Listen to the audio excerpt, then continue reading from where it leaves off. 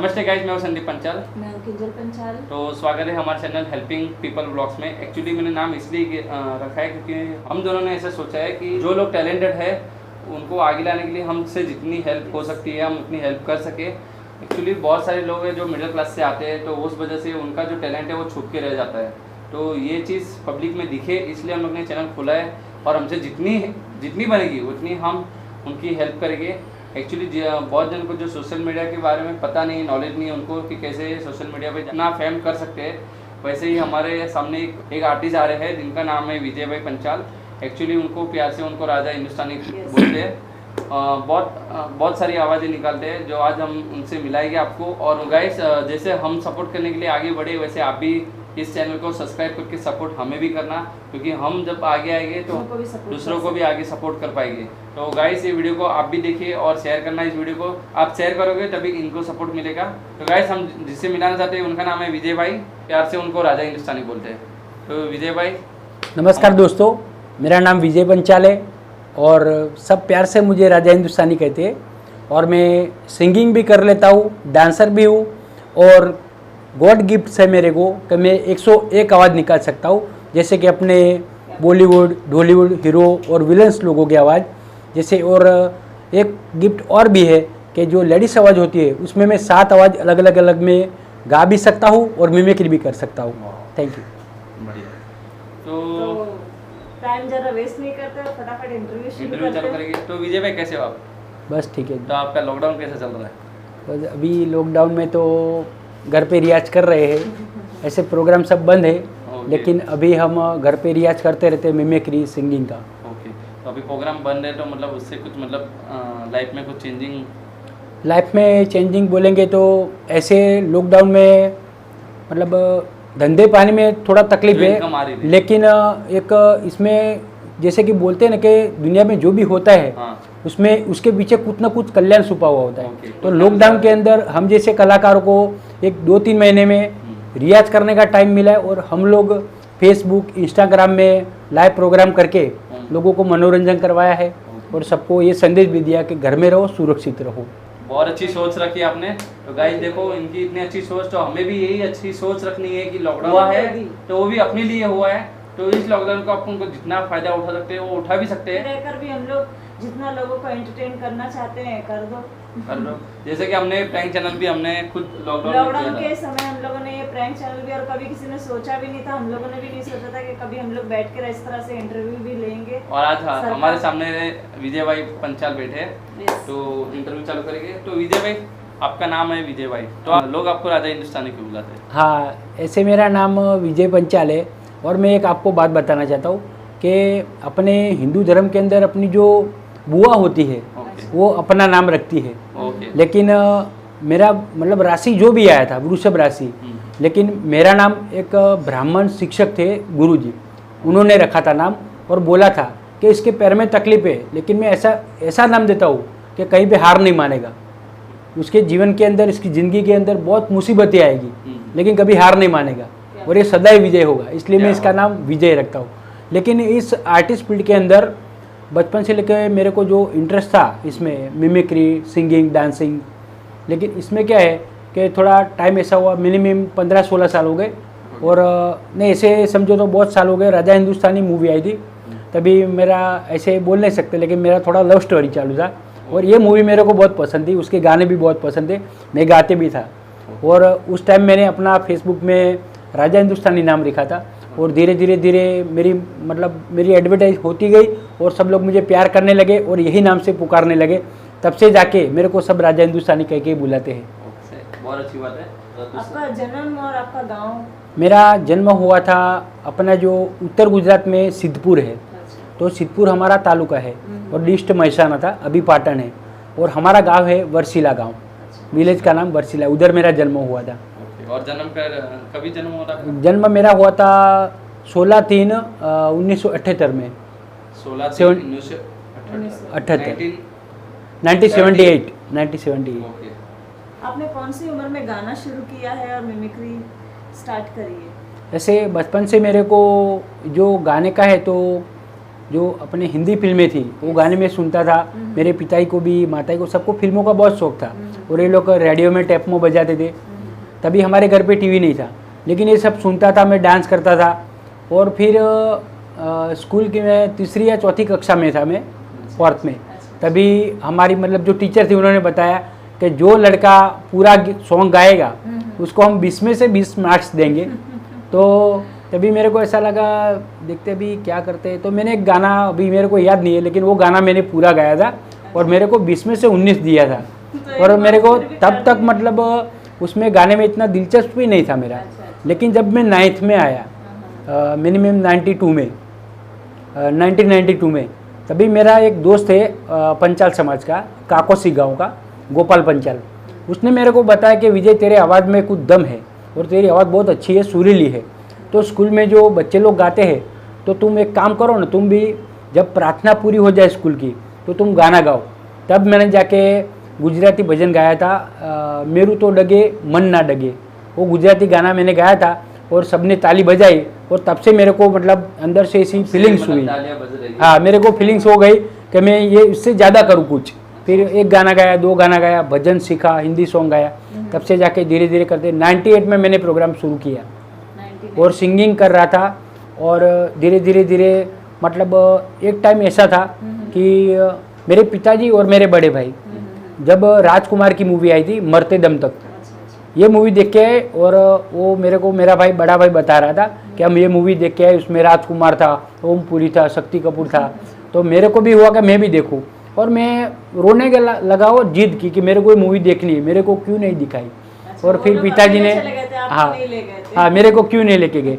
फिर पिताजी ने उस टाइम पे वीडियो मंगवाते थे, टीवी और VCR था, तो VCR कैसेट लाके मेरे को मूवी दिखाया।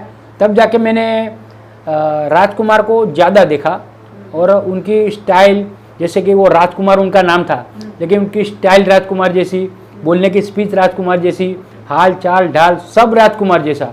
और मतलब राजकुमार ही थे खुद। उनके डायलॉग सुन के मैं बार बार वो डायलॉग बोल रहा था, मेरे को पता नहीं था। कितनी बार देखी होगी क्या? मिनिमम 35 से 40 बार वो मरते दम तक देखी मैंने, क्योंकि मेरी वो फर्स्ट मूवी थी। वहाँ से जहाँ से मैंने राजकुमार का आवाज़ सुना और पहला आवाज़ मैंने उनका निकाला था। मेरे को पता नहीं था कि मैं राजकुमार का आवाज़ मतलब निकाल पाऊँगा। कई लोग मेरे दोस्तों ने बोला कि ऐसे थोड़ी राजकुमार बोलता है, लेकिन मैंने अपना प्रैक्टिस नहीं छोड़ा। तभी जाके मैंने राजकुमार आवाज़ निकाला। फिर मैंने सोचा लाओ अभी अमिताभ बच्चन जी की कोशिश करते हैं। तो अमिताभ बच्चन, फिर दिलीप कुमार, धर्मेंद्र जी, शत्रुघ्न सिन्हा, जैसे जैसे फिल्में देखता गया और बड़ा होता गया, एक एक आवाज़ निकलती गई, धीरे धीरे करते आज तक। जैसे कि वो मूवी कब आया था मेरे को भी याद नहीं है, लेकिन वो टाइम से लेकर आज तक मैंने जो आवाज़ भगवान ने मेरे को, सरस्वती माँ मतलब मेरे गले में जो आवाज़ मेरे को जो कला दी है, उसमें आज तक मैं 121 आवाज़ निकाल सकता हूँ। 121 उसमें सब 101 ही बोला था, ये देखिए अभी तो 121 मतलब। और इसमें ऐसा है कि 101 आवाज़ में निकलता था और बाकी की आवाज़ जो मैं निकालता हूँ वो जो पशु पक्षी होते हैं, चिड़िया, ट्रेन है, वो भी कर सकते हैं। हाँ प्लेन का आवाज़ है, हाँ ट्रेन, सब आवाज़ में धीरे निकल सकता हूँ। ले और रिलीज नहीं किया था मैंने, लेकिन लॉकडाउन में थोड़ा रिलीज किया था फेसबुक में, लाइव प्रोग्राम में। तो आपके पिताजी का नाम? मेरे पिता का नाम है अमृतलाल। वो क्या करते थे? वो फैब्रिकेशन का काम करते थे, हमारा पंचाल समाज में जो होता है वो। मतलब आपको कभी ऐसा प्रेशर नहीं आया कि नहीं घर का ही बिजनेस करना है और इस लाइन में जाने की जरूरत नहीं है, ऐसा कभी? इसमें ऐसा था कि जब ऐसे में ज़्यादा पढ़ाई नहीं किया हूँ, सब लोग मेरे को बोलते तुमने PhD करके रखा है क्योंकि इतने टैलेंटेड हो, लेकिन ऐसे में 10वीं तक पढ़ा हूँ और एक बार फेल हुआ था। तो मैंने ऐसा सोचा था अभी मैं पढ़ पाऊँगा कि नहीं पढ़ पाऊँगा, लेकिन पिताजी ने बोला और बार एग्ज़ाम दे दो और पास हो जाओ, फिर देखते आगे। और तभी मैं कराटे डांस में बहुत शौकीन था और सिंगिंग का मेरे को इतना शौक नहीं था, लेकिन तब जाके मैंने पढ़ाई छोड़ दी थी और पिता के साथ काम करने लगा था। फिर मैं बॉम्बे गया, बॉम्बे में 1 साल रहा, उधर सब माहौल देखा, सब फिल्मी माहौल ये वो। मैंने सोचा अभी मेरे में अंदर इतना टैलेंट, दोस्त लोगों ने बोला कि यार इतना टैलेंट है तुम कुछ करो, तो मेरा और भी जुस्सा बढ़ गया। मैं फिर वापस गाँव में आया और इसका प्रैक्टिस शुरू किया, डांस, कराटे, सिंगिंग और मिमिक्री करता गया धीरे धीरे। और मेरे को कई लोगों ने ऐसा भी बोला कि अपना काम नहीं है पंचाल का और तुम अपाई दो, तुम कराटे नहीं कर सकते, तुम डांस नहीं कर सकते, लेकिन जो मतलब इम्पॉसिबल था उसको मैंने पॉसिबल करके दिखाया। बहुत बढ़िया बात है। Thank you. और एक बात है कि इसमें जो आवाज़ में निकालता जाता हूँ मुझे पता नहीं है, लेकिन अपनी पढ़ाइयों में आता है कि एक कॉन्शियस माइंड और सब कॉन्शियस माइंड, वो बात एकदम राइट है 100%, कि हम जो सोचते हैं वही होता है। और भगवान ने भगवद गीता में बताया कि हमारी जैसी सोच होती है हमारे साथ वैसा ही होता है भविष्य में, और यही हो रहा है। जो मैं सोच रहा था वो मेरे साथ हो रहा है।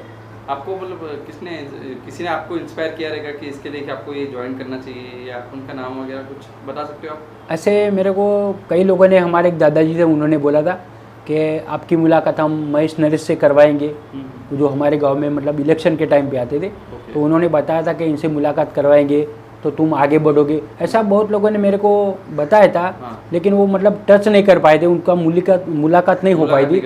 लेकिन मैं इतना बताऊंगा कि हमारे जो गुजरात के मेगा स्टार है नरेश कनोडिया जी, और उनके भाई महेश कनोडिया, महेश नरेश।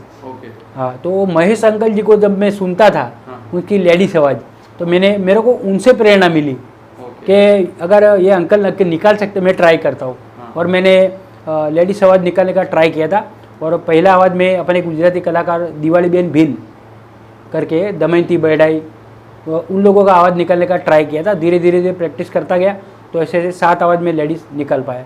और कई लोगों ने थोड़ा कुछ मेरे को सपोर्ट किया है कि तुम आगे बढ़ो, मतलब किसी ने उंगली बताई लेकिन आगे नहीं बढ़ पाया। लेकिन जब तक मैं गांव में था मतलब प्रगति मेरी नहीं थी। फिर मैंने सोचा मैं जब अपना मतलब समझो कि अपने भारत के अंदर जो धरतीकंप हुआ, गुजरात में भूकंप हुआ, तभी जाके मैं उसके बाद में मैं इधर अहमदाबाद में आ गया था। और मैंने सोचा था कि मैं कुछ काम कर लूँगा साइड में, और मैं हीरो बनने के लिए मतलब एक्टर या आर्टिस्ट बनने के लिए मैं अहमदाबाद जाके कुछ ट्राई करता हूँ। और इधर आके मैंने छोटे छोटे प्रोग्राम में काम किया, कहीं पे 50 रुपया मिला, किसी ने मेरे को 100 रुपया दिया, ऐसे ऐसे मिमिक्री किया, सिंगिंग किया। फिर धीरे धीरे बढ़ता गया, और अभी तक मेरा थोड़ा पेमेंट बढ़ता गया है। और अभी लॉकडाउन आ गया तो अभी प्रोग्राम बंद है। लॉकडाउन तो सबको मतलब सभी को प्रॉब्लम हो गई है। और मैरिज हो गई आपकी? हाँ, मेरी मैरिज हो गई। तो भाभी का सपोर्ट है इसमें? हमारे घर वाले का, ऐसे बीबी का सपोर्ट है मेरे को। उनको मतलब ऐसे म्यूजिक में ज़्यादा इंटरेस्ट नहीं है, लेकिन मतलब वो लोग कहते हैं कि आगे बढ़ेंगे तुम, मतलब करते रहो ये। एक पार्टनर अगर कभी सपोर्ट करे तो दूसरा पार्टनर अपने आप आगे बढ़ेगा। और इसमें एक बात और है कि समझो कि मैं अपना काम भी करता हूँ और मेरे सिंगिंग मिमिक्री का भी करता हूँ। और मेरी बीवी का एक सपोर्ट और भी है कि वो घर में भी बहुत सपोर्ट करती है। और मेरी 3 लड़कियाँ भी है, गंगा, यमुना, सरस्वती। नाम भी देखो बहुत बढ़िया रखा है। तो वो लड़कियों को मैं, मेरी बड़ी लड़की का भी बहुत सपोर्ट है, वो भी ब्यूटी पार्लर का करती है। और मेरी 2 लड़कियां भी मतलब अभी आर्टिस्ट में सिंगिंग सीख रही है, वो सीख रही है। उनको भी टैलेंट है, उनको भी मतलब इंटरेस्ट है। हाँ, उनको भी इंटरेस्ट है। ओके, वो सीख रही है। तो आपको अगर गुजराती मूवी या बॉलीवुड मूवी में कोई भी मतलब कभी कोई ऑफर आया तो आप क्या करना चाहोगे आगे? मतलब मेरा ऐसा एक सपना है कि अगर ऐसे बॉलीवुड गुजराती फिल्मों की बात करते हो तो मेरे 1-2 एक्टर है जो मतलब विलन का भी रोल करते हैं और हीरो का भी करते हैं, शॉर्ट मूवी या हिंदी गुजराती फिल्मों में। उन्होंने मेरे को बताया है कि इस बार हमारी नई मूवी होगी तो तुम्हारा हम अंदर मतलब आपका पार्ट देंगे, आपको एक्टिंग करने का हम मौका जरूर देंगे। और वो हमारे पीछे, उनका भी बहुत सपोर्ट है। तो उनका नाम ले सकोगे? उनका एक है जो विलन का रोल करते हैं फिल्मों के अंदर, करण साथलिया, करण साथलिया। और एक नया मेरा दोस्त है जिसका नाम है अशोक मकवाना, वो गुजराती शॉर्ट मूवी में काम करता है। वो भी मेरे दूसरे डायरेक्टर से बात कर रहा है। और एक बात और बताऊंगा, रेखा जापड़ा, गुजराती हीरोइन, वो भी मेरे को बहुत सपोर्ट कर रही है कि बेटा मैं तुम्हें चैनल में मतलब फिल्मों में ला के रहूँगी। और मैं आपको और भी बताना चाहूँगा कि अगर आप इजाज़त दे तो मेरे को जिसने सपोर्ट किया है उसके बारे में मैं बताता हूँ। तो मेरे को ऐसी मेरी सगी बहन तो है नहीं, लेकिन मेरी धर्म की बहनें बहुत है। उसमें एक मेरी स्मिता मकवाना करके सिस्टर है, वो सिंगर है, बड़ी सिंगर है। एक ग्रीष्मा बेन पंचाल हमारे समाज की है। फिर एक धर्मिष्ठा रावल जो ब्राह्मण है, उसका भी फुल सपोर्ट है। फिर एक मेरी बहन थी जो वापी में रहती है, हिंदी सिंगर है, और उनका कुछ नेचुरली उनका लता जी का आवाज़ है, उनका धर्मेत्री वंजारा, उनका भी बहुत सपोर्ट है। और सिद्धपुर शहर है, उसमें एक ट्विंकल दवे करके है, वो लड़की ने भी मेरे को भाई माना था और उसका भी बहुत आशीर्वाद मेरे साथ है। और ऐसी कई सारी बहनें जो मेरे को राखी बांधने के लिए आती है, रक्षाबंधन के लिए, स्वाति पंचाल करके है, उन लोगों का फुल सपोर्ट है मुझे। और ये सिस्टर सब मिलके, उनकी दुआ, उनका आशीर्वाद और वो लोग मेरा सपोर्ट करके मतलब कई ऑर्गेनाइजरों से मेरी बात करके मेरे को प्रोग्राम भी दिलाती है और आज भी मेरे को सपोर्ट कर रही है। छोटे छोटे तरीके से आप आगे बढ़ रहे हैं। हाँ, आगे बढ़ रहे और सब लोगों का मेरे को ऐसे ही। तो आपने बहुत सारे नाम लिए जो आपको सपोर्ट छोटी छोटी बात में मतलब सपोर्ट करते जा रहे हैं। हाँ, तो इस वीडियो के द्वारा आप कुछ मतलब उनको कहना चाहते हो, थैंक्स वगैरह कुछ?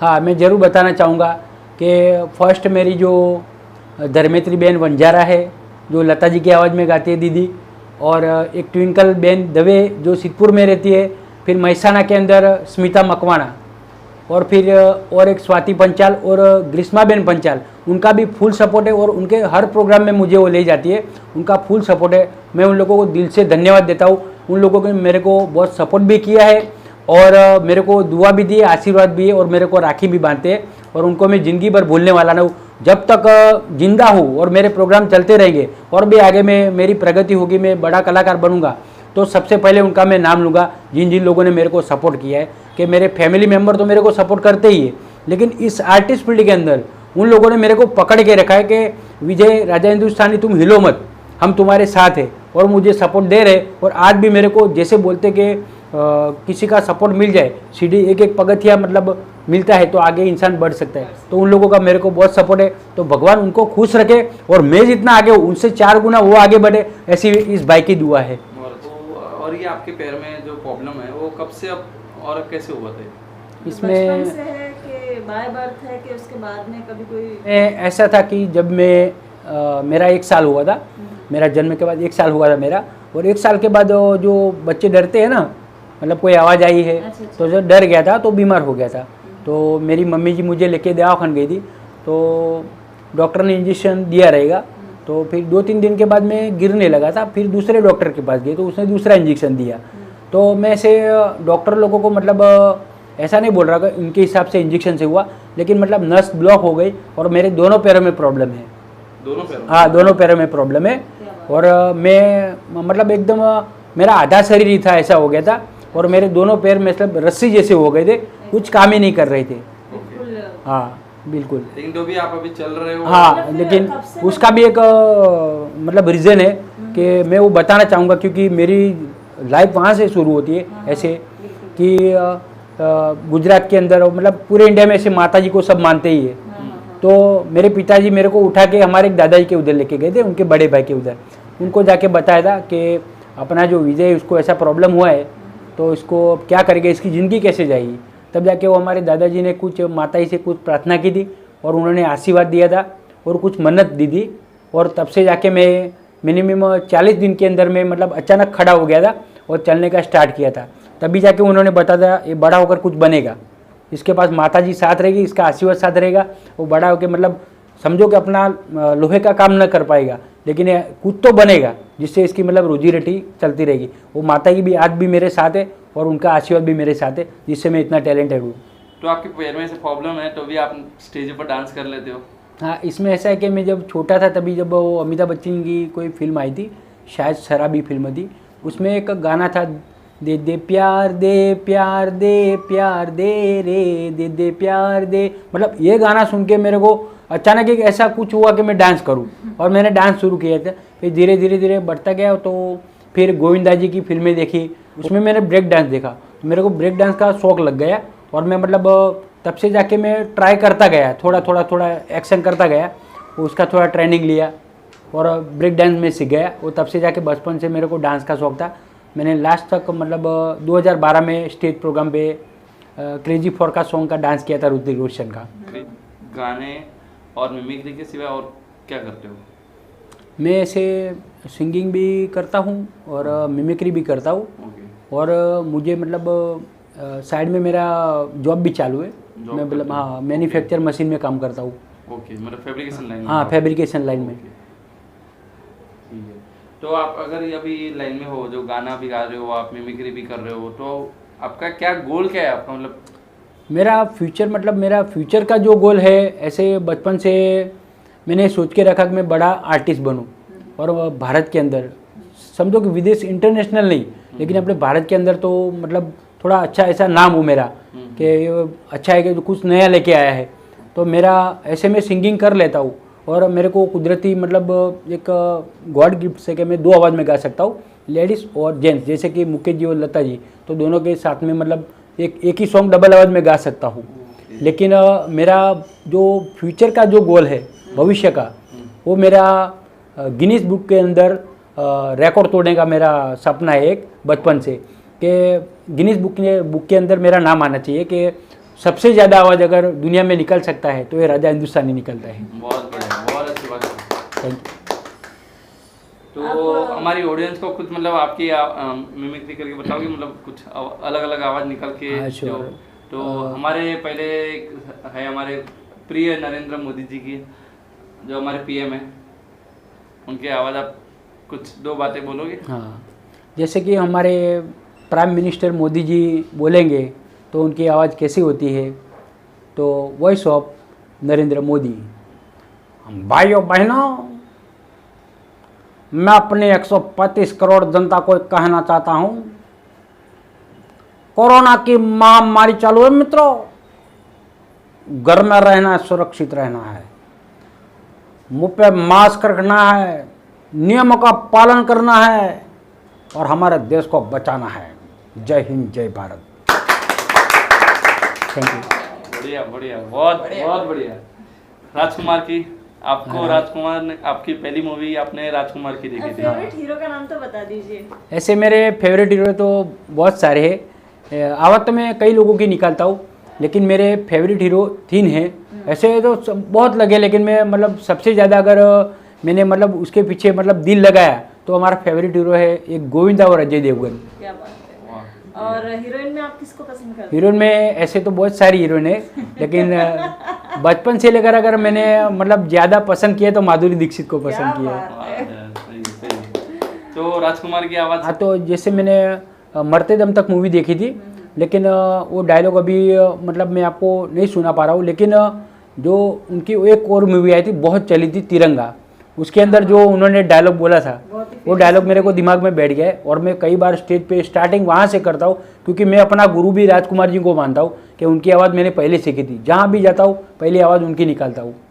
तो मैं उनका डायलॉग सुना था आपको, फिल्म मतलब मूवी है राजकुमार की तिरंगा, के अंदर जो राजकुमार जी डायलॉग बोलते हैं तो कैसे बोलते हैं, गेंडा स्वामी न तलवार की धार से न गोलियों की बुरसार से, बंदा डरता है तो सिख परवरदिगार से, एक नज़र पीछे की ओर डालो, ये हमारे ब्लैक कमांडोज है, तुम्हारे बाप है जो पत्ता हिलने से पहले पेड़ को काट देते हैं। और एक बात रही कि हमारे तिरंगा के सामने अगर नज़र भी उठाई तो हम तुम्हें वो मौत देंगे ना किसी कानूनी किताब में लिखी होगी और ना ही किसी मुजरिम ने सोची होगी।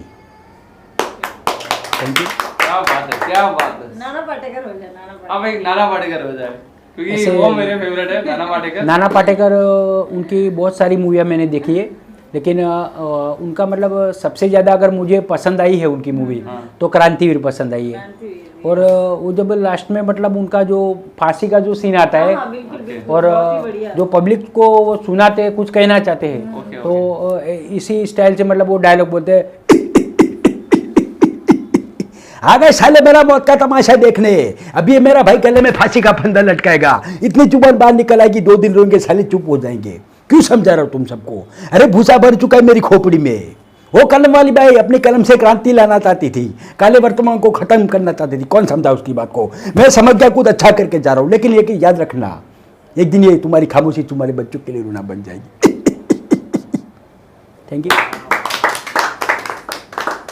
अरे कोई नहीं, हमारे जो लीडर है अमिताभ बच्चन, उनकी भी 2 आवाज़।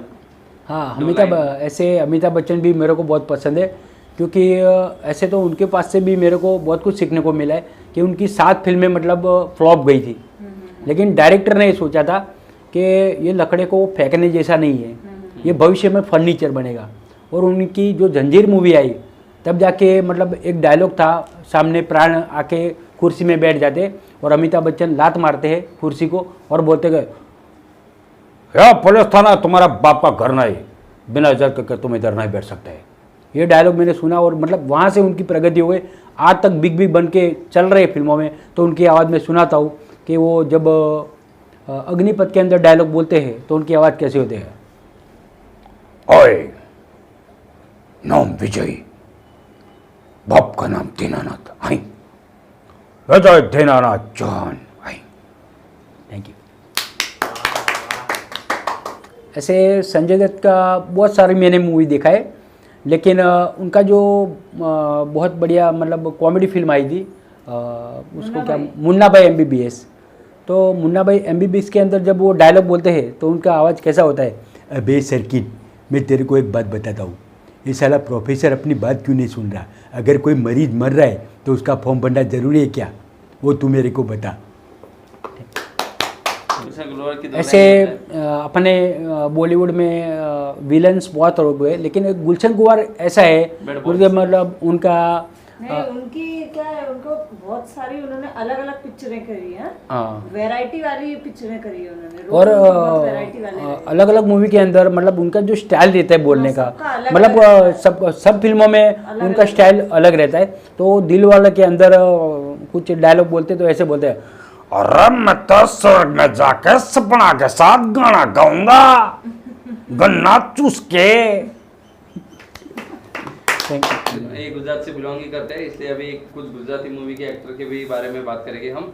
जैसे गुजरात के फेमस एक्टर है, बहुत जुने एक्टर है, नरेश कनोडिया, तो उनका आवाज़ आप? हाँ, हमारे ऐसे जब नरेश कनोडिया जी की बात आती है तो ये गुजरात फिल्मों में एक ऐसी हस्ती है कि जो दो भाई थे, महेश कनोडिया और नरेश कनोडिया, संगीतकार, एक्टर और सिंगर।